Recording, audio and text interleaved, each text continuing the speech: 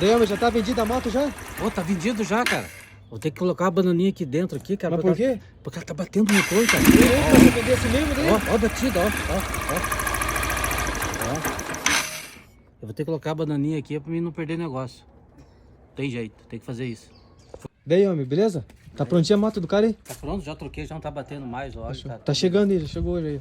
Opa, beleza, Pê? Beleza, guri? E essa moto aí, tá filé de motor, Pê? Belezinha, não tá batendo. Só acelerar. Fechou, vou te fazer o Pix aqui, ó, Pê. Não, beleza, fechou. E o comprovante aí. Fechou? Pode. Fechou, Pê?